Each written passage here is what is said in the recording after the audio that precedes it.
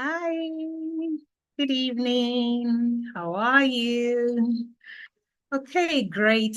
It's the first IG Live this month at the Skill for Work Academy, and we'll be talking about a topic that many people have been talking about, let me literally asking us inbox, and it is how do I get a global remote job? Because you could be working locally and be working.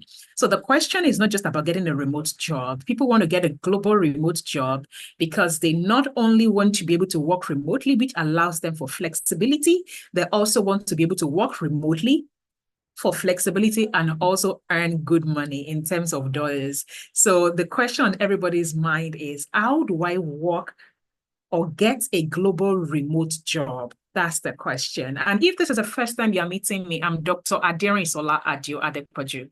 I'm the founder of the Skilled for Work Academy. And seeing me look across two cameras is because we are currently live on the iTrain Africa and the Skilled for Work Instagram pages and also on YouTube. So you can join us on any of these channels and we'll be happy to discuss this topic. Yeah, starting a bit behind schedule, but it's if you know me, you will know I like to start things even before time, but it's just one of those days that technical issues won't let you be great. So if you're here and you have questions for me, maybe you've been following our page, you've been following our YouTube, Instagram, whatever page, and you have questions already because it's someone that asked us this question, which is why I decided to come on Instagram Live. My team put together this Instagram Live and I just had to like basically show up for this Instagram Live. So I'm going to be discussing three major things. Yeah. I actually took a note so that I don't, talk too much or basically I do not overteach. So I'm going to be discussing three major things in this Instagram live and what you would take away. At the end of this Instagram live, you will understand the skills you need to start working remotely. You will know what exactly you need to work to do to work remotely. You would also be able to tell how to find high-paying remote jobs. And lastly, where to look for well-paying global remote opportunities. That would be my three talking points today. So if you have a friend who is interested in this topic, tell them that Dr. Aderinsola Adio Adepoju is here to speak about it. And why should you listen to me on the global remote role? Right? Why should you listen to me? I always tell people that I've worked internationally twice, and one of them was as a global program coordinator at Museum for the United Nations. Yes. Um, and in that role, I was covering 23 plus global locations on the climate change project, where I had facilitators reporting to me and coordinating, facilitating, securing partnerships across the continent and things like that. So when I talk about global remote roles that are high paying, I'm talking about three things under this topic today. How to get global remote job, my 5-30-30-30-35 rule, and I'll be discussing it under three major topics. Can someone type those three major subheadings for me? The skill you will need to start working remotely, the skills you will need to start working remotely. That's the first subheading. The second one is how to find high-paying remote job. That's the operational word, high-paying remote job. How to find them, not where to find them. There's already a lot of videos from different content creators and everything around find these things, go to Glassdoor, go to LinkedIn, and all that. So I was like, how do you then, when you now know those platforms, their existence, how do you now, find them? Then where to look for well-paying remote global opportunities. And this is when I say global opportunities, it's beyond jobs, right? Where to look for well-paying or rather highly sought after global opportunities. Because beyond the Skill for Work Academy, I teach professionals. Yeah, thank you very much, Ade Lojo Okoyemi, for typing that. And the third one is where to look for global remote opportunities, where to look for global remote opportunities. So because beyond this particular academy where I'm the founder and the lead curriculum person, right? I also teach professionals, founders with experience how to secure global opportunities, which include speaking engagements, international media, and all those things that you can refer to as global opportunities. So beyond jobs, I just don't talk about global. I'm a global opportunities expert. That is who I am. If you want to learn more about me, just type Aderinsola Adegboju on Instagram and you would find my page. You can learn more about the kind of things I teach about under my Global Opportunities program. Now, let's get right to the first sub-heading. So the skills you need to start working remotely, which is where the 5-30-30-30 rule applies, 5-30-30-35 rule. Now, what is a 5-30-30-35 rule? It means that I've done research in the last couple of years to find out and I've been an employer of labor for 14 years. So the question is, what are employers of labor looking for in the global market? I don't want to start going into my pedigree now and everything. Beyond me working at Mission for the United Nations, I've attracted over 35 global opportunities across different 9 categories, from business grants, innovation labs. I've been to 5 continents on global opportunities. Yes. So trust me when I say I know my onions when it comes to global opportunity. Job is just one category of the 10 categories of global opportunities that exist, from business grants or scholarships to opportunity, to invitation, to awards, to business, what's it called, business labs, name it, internships, competitions. I've won 9 different categories. So I understand how these entire global opportunities work. And I've been helping professionals, even before I started Skill for Work Academy, right? I've been helping professionals in the last 4 or 5 years to secure those global opportunities. So the Skill for Work is, really focused on work and job. So it's just one category of the things I would typically talk about. Now let's talk about this thing. We said the skills you need to work remotely. Let's first start from what we know, then we go to what we don't know. What do we know? Most of us, we know that if we go to school, we should get a certificate and we should get employed. That is the order in which we were told this thing was going to work. But unfortunately, most of us are out of school and it did not work in that order. So we are now wondering that, okay, I've gone to school, I've done this, it did not work in that order. What exactly am I missing? That's the problem that most people now have. What exactly am I missing? Now, which is where the 30-30-35 rule. You see, the first 5% is a percentage. In the global job market today, in the global job market today, that educational basic BSc degree or whatever, or MSc degree, in fact, only the weight of it is only about 5%. And I kid you not, because again, I've lived this thing. So it is only about 5%. Like, people are not really concerned anymore about your educational degree. The only places where you find people really concerned about your educational, all those MBA, BSc, MSc, MBA, and everything like that, it is either you're in the academic sector where you need to have a PhD to teach, or you are in the medical kind of line where you need to say, oh, I need a professional license to practice, or you are being a lawyer where you need a professional license to practice. Do you understand? Apart from professions that you need a professional license to practice it, every other job, especially emerging jobs, what are emerging jobs? Jobs that technology brought about. Actually, emerging jobs that do not need a license for you to practice has about just 5% to it in terms of the academic qualification. So the 5-30-30 rule is 5% academic for emerging jobs, jobs that you can do online, jobs you can do remotely. So the question I always ask people when they tell me that, what do I need to work online remotely? I said, okay, what do you have? They say, oh, I have a BSc in this. I said, okay, give me another thing. I have an MSc in this. I said, give me another thing. And they're looking at me. I said, trust me, I'm not trying to belittle your education. I have 3 degrees. I have a PhD, right? But I need to be very, very honest with you in terms of what employers are looking out for, maybe even remotely, or remotely on-site, global or local. What are people now looking out for in employees? What do I look out for when I'm employing people into my organization? I currently have a 10-man team, and I'm sure you understand that there's no way I'll have a 10-man team that will not actually have like criteria that, so what do I really look out for? I can tell you for free that I have never seen the certificate of any of my employees. Never. Like their educational certificate, I never requested for it. Why? I run an EdTech organization. So what will their certificate do for me? Because whatever it is they are doing in my organization is an emerging job, whether they are community managers, relationship managers, digital creators, they are emerging jobs, and no one went to school for that. So why do I then request a certificate that you did not go to school for? Like, what will I be checking on that certificate to say, okay, like that certificate doesn't do me any good. Do you understand me? It doesn't do me any good. So because it doesn't do me any good, I don't request for it. Are you literate? Can you speak and write English? I'm fine.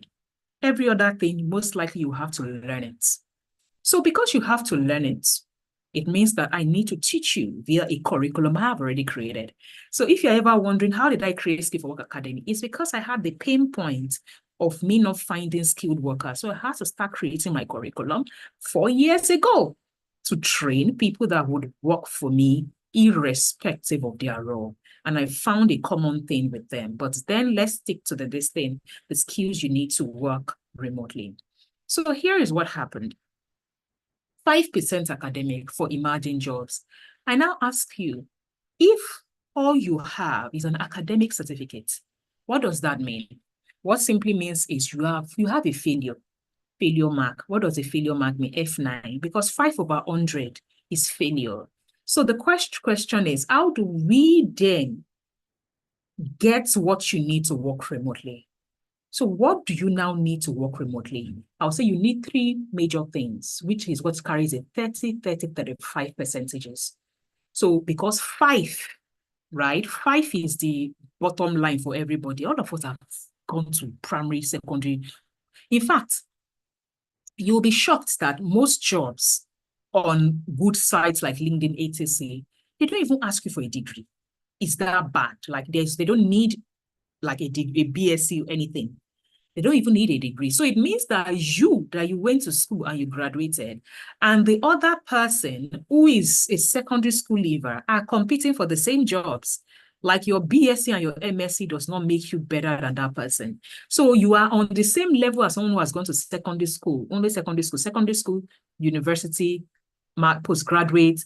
You are on the same level. So the question is, think about how many people have a secondary school certificate who are competing for the same job you are trying to get remotely. Then what do you then have to give that person who has a certain criteria that secondary school person would not have? That is what we should now start focusing on. So what are those 3 things that if you have it, it doesn't matter if you have a degree in Yoruba education, in human resources, you have, it doesn't matter what your education level is. So far you are literate, you can get that job. Now, those 3 things are what? 2 sets of skills and experience. So the first set of skills, I always call them workplace foundational skills. Many people call them soft skills. I do not like to refer to them as soft skills because I believe that beyond the regular communication, leadership, and things like that we know as soft skills, there are things that employer would ask you for, irrespective of the job you are going to do, especially when you're going to work remotely. There are things they would ask you for, right? And those things they ask you for, it is across board. When I say across board, you are, what's it called, HR person, you're a programmer, it doesn't matter, community manager, name the thing, it doesn't matter. Every employer in the global space will ask you for the first set of skills, which I call workplace foundational skills, aka remote worker skills, right? That is another name we call it here. Now, these workplace foundational skills, or popularly known as soft skills, you must be wondering, what are they? I always say maybe prior to COVID, those soft skills are things like leadership, communication, and things like that. But COVID happened and the world changed. And what happens is the bar went up. The bar went up, meaning that when they say you must have soft skill at work, The soft skills they were first referring to were the soft skills you will employ on site in your conventional 9-to-5 job. So proud to COVID, when you say, oh, you should have soft skills, they'll be saying, okay, soft skills means you should communicate. That kind of skills, they'll not be telling you that when you're in the office, you do like this. So soft skills, leadership and things like that used to be defined basically by conventional on-site jobs, which is why I don't like to call the first set of skills you need to work remotely soft skills. Because if you call it just coffee, as long as you say, but I have soft skills, I have leadership, I have communication, they list all those 10 or 8 categories of soft skill, but they cannot still work remotely. So you must now be asking, but you say you add soft skill. So that means what employers are requiring or are asking of you is not necessary. It is beyond soft skill. It is now a combination of soft skill under the first category of skill. It is not a combination of the soft skill, the life skill, the digital skill, your structure skills, because I put that separately, your remote worker skills, like putting 5 of them together, plus you must have clarity about who you are. So it is more like when I say foundational, like minimum requirements for anyone who wants to work remotely, you have to embody these 5. But you will now say you have soft skill. I will now ask you, what happens to the life skill? What happens to the digital skills? What happens to your ability to manage projects and structure? What happens to you being clear? Like all those things. I do not just want you to say, I have leadership and communication. All those ones, it must be follow-come. You must come with it to the organization, irrespective of the work you want to do. You see why I don't now like to refer to it as soft skills. I like to refer to it as job readiness skills, in fact, the name of our program is Workplace Foundational Skills Program, because I call it is foundational. It is workplace foundational skills. Everyone must have it. You may have been working before. You may have been not working before. You may be a secondary school, you may be an entrepreneur. You may be an academic. So far, you are doing work. What is work? Work means something that you do in exchange for money, something, or in exchange for value. That is work, right? So it means that whether you are working as an entrepreneur, as a 9-to-5er, as a freelancer, as an academic, as a whatever work you are doing, you need workplace foundational skills. And I've said it because people now ask me, now, Doc, this 30% skill that you call workplace, is it soft skill? I said, It is not soft skills. Soft skill is just one section of workplace foundational skills. Because you could have soft skill in coach, you will have leadership, communication and everything, but you cannot still work remotely. Then what are we talking about? You cannot still work remotely because even if you have the soft skill and can do the on-site job, you do not have things like the digital skills that will help you do the online remote job. So will you now call yourself that you have the foundational skills? You don't, but you could actually be a professional who has worked for a long time and you have soft skill on your on-site job. Which is why I always say, please, what they are looking for is not soft skills in the first category of skills. Remember, what did I say when I was starting? I said, you need 3 major things to be able to work globally, remotely. It doesn't matter the work. And I'll talk about that in a bit. So you need what? I said academic is basic. What does academic make it 5%? What does academic give you? It gives you a level playing ground in terms of ability to speak and write English. So it means that secondary school, university, first degree, second degree, third degree, all of you, all that thing is just ability to speak and write English for emerging jobs. Ability to speak and write English for emerging jobs. So that is what 5% is. Now, under the next thing that you need, which is 30% of what employers are looking for, is what I call it workplace foundational skills. And I say in that category of workplace, you need what? The digital skills, the soft skills, the life skills, your structure skills, and what I call your remote worker skills. Because when I will, talk about that a bit, not just remote work, I said global remote worker skills. On the Workplace Foundational Skills Program, I covered that in Module 7 because no one talks about that. I'm not even sure people talk about that. What do I mean by remote worker skills or global remote worker skills? It means that there are some set of skills you must have that has to do with cultural diversity. And you trust me, you may not understand this set of skills until you are in that global, really global space. Remember, I said I worked on a project at Museum for the United Nations, and I was adding people from 23 global locations. So what it means is I had people reporting to me from Alaska, like 9 hours behind me. And I also had people that was reporting to me in India, 4.5 hours ahead of me. So I can tell you for free that there's what I call the global remote worker skills, apart from the regular things. And those things can make or mar your employment because you just don't understand or you are not aware of what they are. You don't even know that they exist.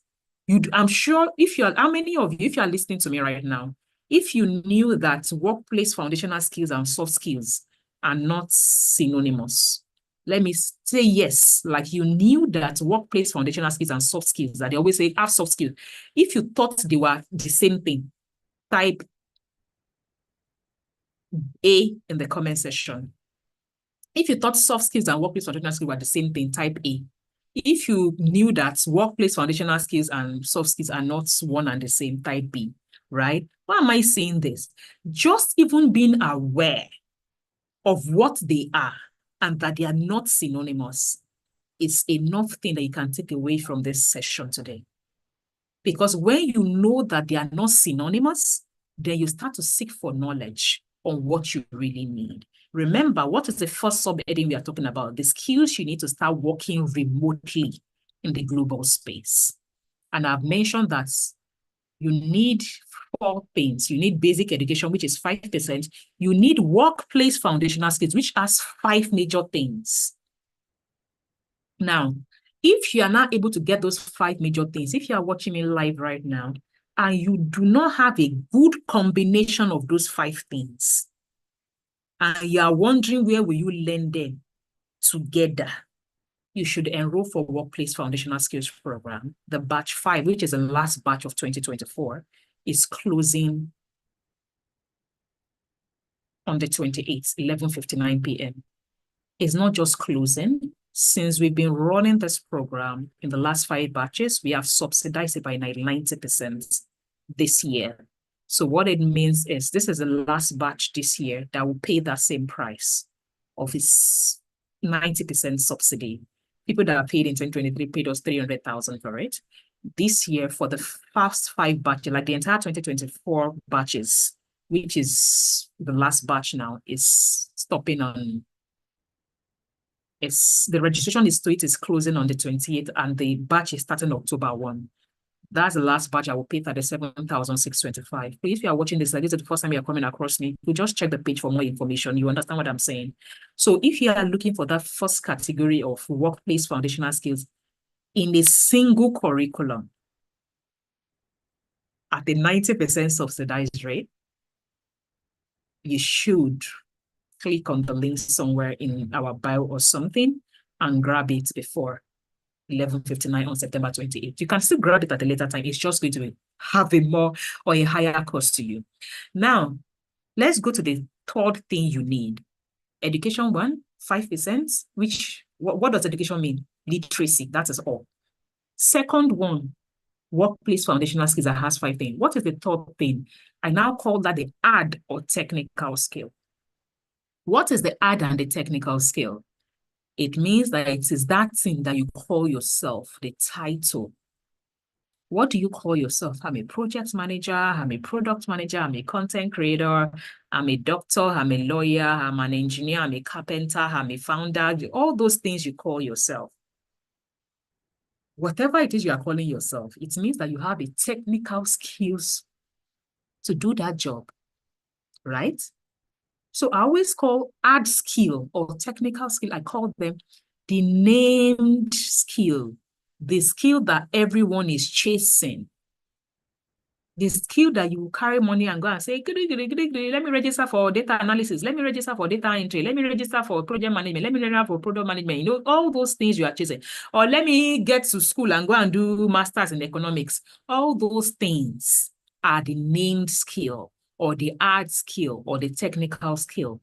They are the ones you need to have to be able to execute the job they employed you for. Let me take, for instance, a doctor has hard skill or technical skill in ability to operate, right, on a person. That is the hard skill they have. And typically, hard skills are not transferable. Like, when I say transferable, you cannot take it from job to job. Let me give you a perfect example. My current admin person at my organization was my sales girl a couple of years back in my fashion industry, my fashion store, right? But because I taught her soft skill that will allow her to manage my inventory, to do my books, you know, I gave her some what I call it workplace foundational skills. By the time I founded iTrain Africa, I could move her to that organization, despite she had no university degree. Why? The workplace foundational skills are transferable. And those are the set of skills that they will teach you in a virtual assistance course, in a, you know, all those things. You know, I want to become a virtual assistant. What you are learning is workplace foundational skills. Do you understand? I want to be a community manager. What you are learning is I want to be something tech support person, customer support person. I want to be a program guy. I want to do what all those skills you are learning in our workplace functional skills program, for instance, that organization, this, calendar management, all those things you are learning are work, like it is a requirement for every worker at this point. Do you understand? So it is now that aside you having those skills, if you want to do another job that is not like virtual assistant, executive assistant, and all those PA, EA, VA things, do you understand? If you now need to do another job that has specialization, you now need to have a hard skill. That is where whether it is now your normal education or your vocational education now comes in. Now, because that one, I can transfer, like for instance, now I was teaching at university before. All the soft skills I'm using to do that job, I could use it on my program coordinator role Museum for the United Nations. I can use it in my business as an entrepreneur. Do you understand? So they are transferable. That's the first one. That's the workplace foundational. But the second set of skills that you need to work remotely are not necessarily transferable, meaning that if they employ me as a doctor, a medical doctor, I cannot do the job of a pharmacist. A pharmacist cannot do the job of an engineer. So that is why I say it is not transferable across industries. So you have to specialize in them. That's what you call hard skill. And that is the one all of us know, right? And we want to get skilled in. But I want to put a warning out. You see the very first one, which is foundational. If you skip it, the reason why many people go online, Glassdoor, LinkedIn, Upwork, Remote AI, all those job remote sites, and they will see 1,000 plus jobs and they will apply and not get it. It is not because they don't even have the technical skill to do the job. It is not because if you employ them as whatever it is they call themselves, they cannot do that job, but they cannot even get in the door. You know why they cannot get in the door? From how their LinkedIn profile, which is a soft skill, like, do you understand, looks like, to how their CV looks like, to how their cover letter looks like, to how their online presence looks, to how they send that email, to how their email does not have an image, so it is landing in spam, to the way their email is constructed. All those things are foundational. So it means that they can do the work of a tailor, they can do the work of an engineer. They are really good.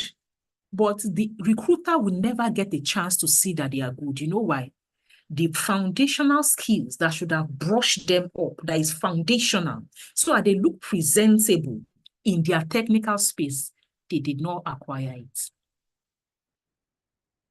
So if I had to ask you, which one should you get first? If you have to pay for knowledge or invest, I would say get the foundational knowledge first. I have seen people on my program that they had not started their technical program. Like they have not started their project management training, their product management training, their content creator training, that took WFS, used the knowledge to try to get employment, and they got interviews. Like you can imagine me trying to interview for the role of a project manager. I do not have the knowledge, like I have not even started the course. But because I have the foundational skills to do the right things, I can actually get an interview. I always tell people that maybe it's when you get in the room, like when you actually get in the room, that they will know that you cannot do the job that they employed you for. That is why you will say, that girl, me and her in class, she doesn't even know anything. It's me that used to help her do the work, but she's the one that got jobs first. Guess what she has? You have the technical skill. That person has the foundational skills to get in the door. Do you understand? Foundational skills even helps you get in the door.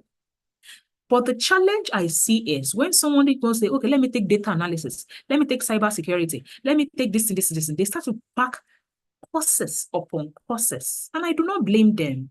One of the things we tackle on the workplace foundational skills is clarity. The very first module, which is free. If you have never taken that module, find the link at the top of my page. It's called the first module of the Workplace Foundational Skills Program. It's free. Or just send a DM. My team will send you the link. Just say, I want the link, the seller link to the free version of WFS. I want the seller link to the clarity module. Module 1 of the Workplace Foundational Skills is a clarity module. Like we have 5 lessons in that module. What does a clarity module mean? It means that we teach you how to be clear on the kind of skills you should be acquiring, on the kind of career you should be pursuing, and what you need in those careers. We teach you it doesn't matter the career you want to choose. We teach you a science to do it. In one of the lessons, we give you a link to the personality test. When you're done doing the personality test, you submit it in our online school. We assess it and everything, feedback. And you now take that information. We show you how to then go and do what we call skills mapping and gap analysis. Like, so that when you start to learn the skills, the main skills, which is the workplace foundational skills, you are very clear on what you need and what you are going to use it for when you are done.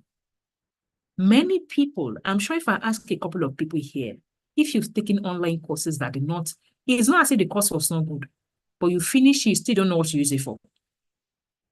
Or some, you took it the day, like it was a really great program, but you finish, you're not even sure how to sell the skills. Like you're not sure how to exchange the skills you just acquired for money. They did not teach you 2 major things. They didn't help you achieve clarity on how you will utilize that skill, and they did not help you or teach you the skills on how to sell it for money, how to sell the technical skills you just acquired for money in exchange for value. I always tell people at this stage of my life, I'm so like my workplace skills or the foundational skills is so great that I can apply, like I could actually pitch for a job I do not want or do not have expertise in, and I will get an interview, while someone that has all the PMP certificates will not get it. And I did it. Like, I said my PhD is in chemistry, right? How do you think I landed a role at Museum for United Nations as a program coordinator, a global program coordinator? Go and check my LinkedIn profile. I don't have any certification in program coordination. I don't even have anything in PMP. Until now, I don't still have it. My other global remote role was at the Natural History Museum of London, and I was a design lead for Nigeria on the project that was taking place across 5 continents. I don't have all those data, something, cyber, whatever. I don't have such certifications. So that means I know something you don't know. Because I always ask, last, what is important to the person who is going to give you the job? It is not what your friend, dad, mom, family, friends have told you that you should do. Go and do certification in this. Go and do this in that. I always say, is it that your auntie, sister, mommy, daddy that is going to access your job? No. The employer has set a standard, which is one of the things we teach in WFS at the beginning. I say, go and do Gap analysis. What is gap analysis? And you can even pick up that one for free. Like the first 5 lessons on the program is like you can actually use it to understand what I'm saying when it comes to going in. What do you need? That is what I'm asking you. What do you need? What is the gap? What is the gap in between what the employer wants you to have and what you currently have? What is that gap? Is it a knowledge gap? Is it a skills gap? Is it an experience gap? Before you embark on the next payment for a course, on the next MBA, on the next MSc, on the next whatever it is you want to think is a personal development, what is the gap? You should only be investing your resources, which is time and money, on the gap. Because if you want to achieve, I want XYZ employer to employ me, then you say, what are they asking me for? Then you now go and invest your resources in acquiring those things to meet the needs of that employer. Do you understand me? There is no magic. You know, some of us have gotten multiple remote roles in the global space. When I said really global, not just one freelancing thing, I'm talking about organizations like UN Live. What do they need? Now, I've said workplace foundational skill is a must. It doesn't even matter what you are doing. Now, the technical skill can now, and when I say technical skill, you could have studied it in school, but you still don't have it. How do I mean? It's like you say, I did marketing and communication in school.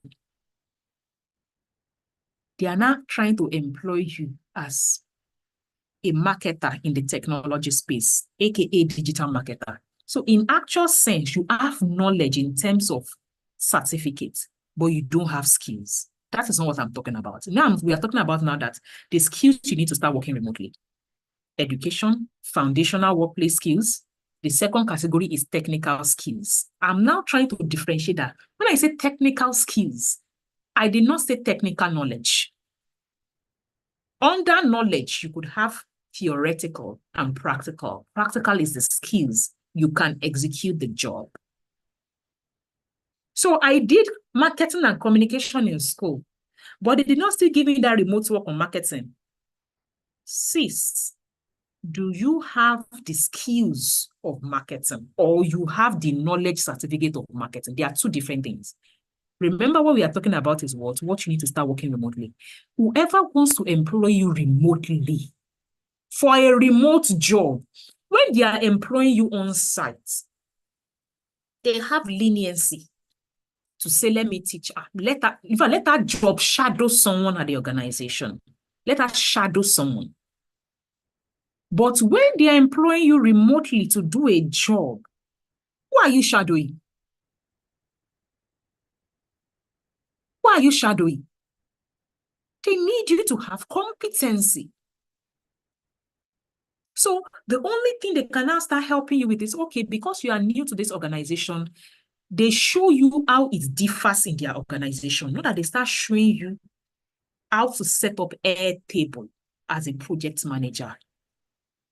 You could have read setting up that in project management, you would have even done your PMP. They say project management, PMP, you do Prince2, you do this, you do all this thing. But you cannot set up Airtable.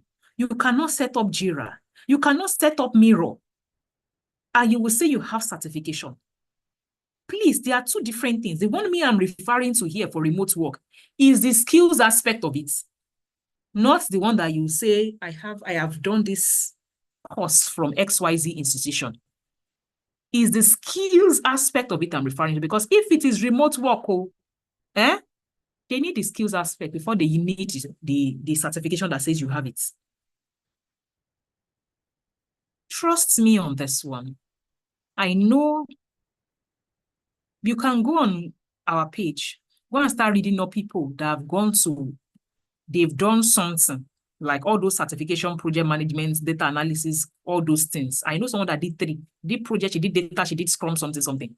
She's back at the Skill for Work Academy to learn the skills of it. And she did certification, she has certification to show like this on LinkedIn. She's back at the Skill for Work Academy to learn the skills, the practical work skills of project management, meaning I can now organize something online. I can manage a project remotely without somebody telling me how to create budget or how to initiate a project, how to set up table, how to close it. They can now do it, meaning I read it in paper. Now, the last thing you need to work remotely is experience. I know you'll be saying, but I've never worked before. I understand. But guess what? There are 3 ways to acquire experience. Gainful employment, pay, like they pay you, you really worked and they paid you. You could volunteer for it, and you could do internship for it. You cannot tell me that 3 of them is off the table, then you are not ready. Nobody,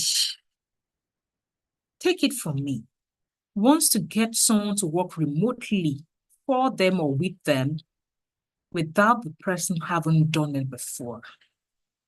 Again, remote work requires competency. So however it is you will get it, let's assume, oh, after Doc, I've taken your workplace foundational skills program. I even went ahead to your technical school to take project management. Now I am skilled at it. Even me, that I know I'm a very great teacher, even if I say so myself, right? I will still tell you to then proceed. So in the minimum, you execute that thing for 2 months. Whether you're now doing it remotely for this thing, you are doing it physically, go and use that thing you acquired for 2 months. My academy, for instance, we run like a 5-month upskilling this thing, only that we break it down into sections. The workplace foundational skills, which is WFS, is 6 weeks. Should you want to now say, I want to work as a virtual assistant, you don't need to progress to technical school. The WFS has taken care of you. I want to do a VA, I want to do EA, I want to do PA, I want to do customer service. Those ones, workplace foundational skills are enough to do this kind of job, and you start earning.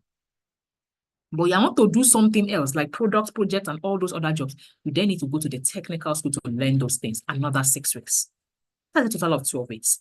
I'm now telling you that after that 12 weeks, you now need 8 weeks to what? To practice it. One of the services we offer at Silver Academy is internship placement, which we pay for, and we place you with our partners on demand. There is a wait list. Like, it doesn't matter whether you pay, as in, whether you've paid us or not. There are people already on our wait list that they've paid us for it. But again, we are partnering with people seeking this thing to ensure that we are placing our skilled talents in organizations that will give them work to do. And we say, don't pay our interns. Don't just let them do free work for you for 2 months. And what do we ask our partners for? A recommendation letter at the end of that 2 months. It is a win-win for everybody. Our skilled talent delivers work for them because, trust me, they are skilled. I have 2 interns on my team right now. My content creator, who is currently creating articles for my LinkedIn. She was at the Up today to create some of the videos you will end up seeing online and things like that. So they are skilled. My current project manager is an intern who has set up our Airtable, is arranging our team. Do you understand? So, but then I still tell them that we need to have this on your resume. Haven't executed on the job. You will now see that person have such plans 6 months ago, and they patiently go through that process, and they land a remote job on month 5.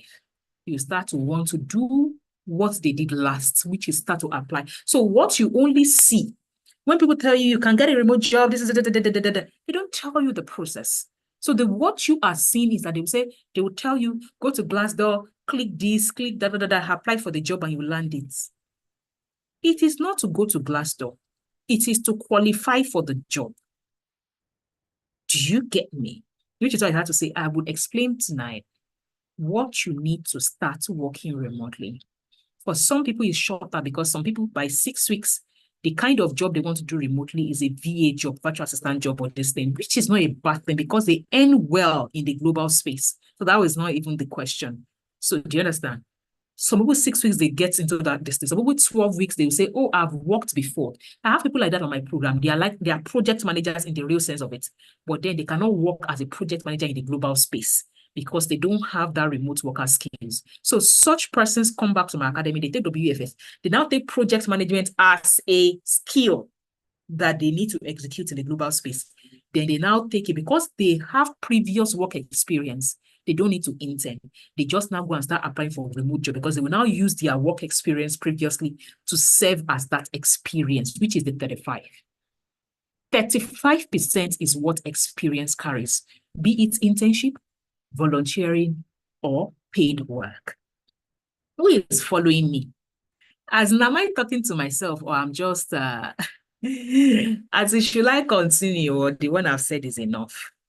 I need to know if I'm just talking, nobody's understanding me about what they need to work remotely. I need to know, am I talking to myself? Okay, because I know someone, even if it is one person that listens to this IG Live, I want you to understand what you need.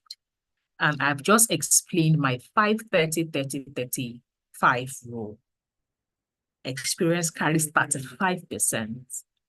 So what it means is if you have education 5%, you have 30% workplace foundational skills, you have 30% for technical skills, not technical knowledge or certification, you have 65. So ibad,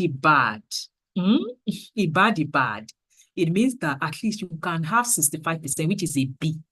Now, you now need to take it up a notch to ensure that you have 95 or 100 by getting experience to back it up. And that is why you will see that somebody will just, they will apply for one job, they get it. You will wonder, what did they do? They did back work. Okay, they did back work, previous work. Now, the second sub-heading I said I would discuss today is how to then find the high-paying remote jobs, how to find them, right? I always say, please, some jobs have lower pay. They just don't have lower pay. They have low entry. The barrier of entry is such a job is like a work of a VA, virtual assistant. The lower the barrier of entry, the lower the pay, meaning that the easier it is for people, that's the second subheading that we are discussing tonight, how to find high-paying remote job. So the question I always tell people is depending on your stage of life and how fast you need to start earning. If you know you need to start earning like after 6 weeks, oh, I want to do WFS and start, getting jobs and things like that, I would say start with the VA because it's low barrier, low entry. A lot of people need you. Be a community manager, VA, like VA is virtual assistant, meaning that you are assisting with something. You can be assisting people with recruitment, like HR assistance. You can be offering community support assistance. You can be offering customer service assistance. All those things, you can do them with workplace foundational skills.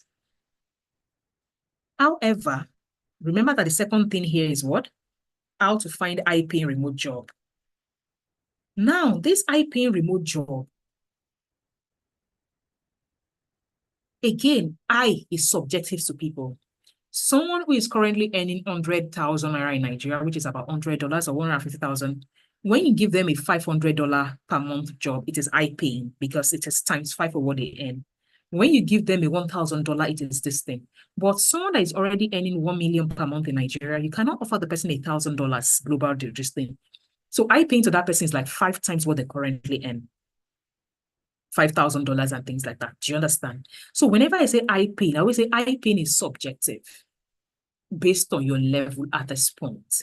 Now, but generally, I always recommend LinkedIn for places to get jobs that in the barest minimum, you are looking at nothing less than 35K per annum. Do you understand? Nothing less than $35K per annum. I know there are other platforms that exist, the Upwork, the this, but then I look at the pay and the also on that freelancing platforms. You start to get because again, on those freelancing platforms, there is someone that is asking for $3. Why you want to collect $5 per hour? Do you understand? There is one Indian somewhere that is saying, give me $2 and I will do it per hour. Do you understand? So it is important that you evaluate.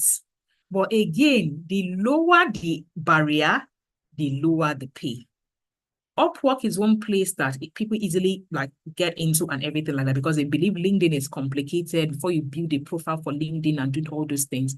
Again, the lower the barrier, the lower the pay. So my personal platform that I typically recommend for where to find or how to find or the platform to find will be LinkedIn. Glassdoor, Indeed, those are others, this thing. Again, why I like LinkedIn, apart from the pay, this thing, is for various reasons, but I don't want to go into that. If you want to learn about that, go to my personal page. That's the Aderinsolade Adepoju link Instagram page. Go and watch my videos there. You'll see a lot of learning around LinkedIn and how professionals, experienced professionals that I teach how to build their LinkedIn profile get to attract opportunity. That's my premium program. You can only get into it by application. You can't get into it like the regular academic thing. Yeah. So when you now get to LinkedIn, or to use my laptop to get the search done. Number one, at the top of my laptop, I click on jobs on the search bar. Now, I pay remote jobs mean that the job is borderless. Global means it is borderless. What now happens is, even if I'm in Nigeria, I ensure that I am using remote and a continent outside my destiny. Because why? The amount of money a remote work in Nigeria would typically pay is typically lower than someone in the US, in Canada, in Europe, and things like that. So if I had to find a remote job, my search criteria would not be Nigeria in terms of the bar at the top of the list. For instance, I want to take a job as a product manager. I will put product management and use United States as country to search. My country on my LinkedIn is Nigeria. But when I'm clicking on job and I'm searching, the country that I will now put to search are those other locations. So how to find the IP, ensure that the country you're using the search bar on LinkedIn, I've said LinkedIn is my primary choice, is a place that they have a minimum amount of money you can earn. And those three places, this thing is Europe, US, and Canada. Like there's a minimum amount of money you can offer someone for a job, especially United. In fact, if you go on LinkedIn and a job is published by a company out of the United States, whether it is remote or not, you can act like there's a law that says they should publish how much that will be paid in that job. Right. There's a thing guiding it. So you can actually see, and Indeed and Glassdoor is another place where you can have an idea of the pay for that job. Why do I do this thing? Me, I do not have time for $4, $5 per hour kind of job. So as in, we need to define what remote is. Remote can still be low paying. Let's be clear. So me, I'm talking about high paying remote job. Now, the third subheading is where to look for well-paying global remote job. I've already talked about the where. LinkedIn is the where. I repeat, LinkedIn is the where. Can you then use, now, if you have questions, this is the time to drop it because we've walked through the three subheadings. Can you now, go to other places? Please, fantastic. But I would say in you going to other places, make sure that you are not investing energy in a platform that I'll answer your question. I'm not sure how to pronounce your name, but I'll answer your question. I've seen your question, right? Just make sure that you are not investing your energy and you end up doing the application and you realize that the job is not legit, because that is another thing that is going up on some platforms like Upwork and things like that. And I hear they are scamming people. Like they are actually scamming people on all those remote job websites, all those freelancing. Like you will finish doing the job and they will not pay you. It has become that bad. However, companies on LinkedIn, before they list a job, you must have a company page. Like you have a legit verifiable. And because again, LinkedIn has high barrier in terms of their policies. You may not even do anything, LinkedIn will ban you. You just use a name that is slightly, they can ban you. You cannot open multiple profiles on LinkedIn, whether as an individual or as a company. Do you understand? So they have a very strict policy that is still keeping that platform sane. So I said, you cannot do all this work and go and start applying for $4 per hour job. You not even start do that $4 per hour job, and they will now still scam you and not pay you. So please choose wisely. You can use other places. I am just saying this is what I have done. My 2 international remote jobs, whether it is a museum for the United Nations or Natural History Museum of London, LinkedIn helped me. So I cannot talk for other places. Now, let me take questions. See, Michelle, I don't know, Micheline or something. So how do we apply for the LinkedIn Profile Revamp course? Okay, first, the LinkedIn Profile Revamp program is called GOP. GOP, meaning Global Opportunities Program. And that program, on the program, I teach experienced professionals, academic founders, how to use what they have to get global opportunities, to attract global opportunities on LinkedIn. That is what I teach them there. So it is not necessarily like LinkedIn Revamp. There are 5 major things that takes place on that program. The first one is clarity. And why is that key for that LinkedIn profiling? Many people go on LinkedIn, they will now put themselves content creator, this, They don't even have clarity of the person they want people to see them as. They don't have clarity. They don't know, so you come across their LinkedIn profile, it is confused. Jam-pack everything there. So the first part of the program is the clarity part. The second part of the program is what I call profile building. What does profile building mean? It means, what's it called? Putting together the contents that will go into various aspects of your page, meaning from the header to the banner to the about section to your recommend, like all the important places. Creating, building the profile, and it has 7 steps. Like it's a technical writing. Let me put it that way. Now, of course, I teach it on this thing. So the third part of the program is where you now have LinkedIn optimization. What does optimization mean? Putting the right things in the right places in the right proportion on your LinkedIn profile. So we'll now take the first 2 segments that you did. We'll now take it to LinkedIn to optimize it and other sections. The 4th thing we then cover on that program is teaching you how to position, meaning how to then place yourself in front of decision makers that can say, hi, I want you on my team. Because I always say it, why do I always put the criteria of application in GOP? If you don't have experience, I cannot teach you how to position. The framework is called PPP. That's Profile Building Platform Optimization Positioning. One of the P's cannot be missing. People do only one and they will say they don't get anything off LinkedIn. They will do only platform optimization, the middle one, they will say they don't get it. You jump profile building, you did not do positioning, and you expect to do only one profile optimization into work. It doesn't work like that. So now positioning is actually putting out things or doing activities that will place you in front of decision makers. And I do not mean crowd. I do not mean vanity metrics. I do not mean you have 10,000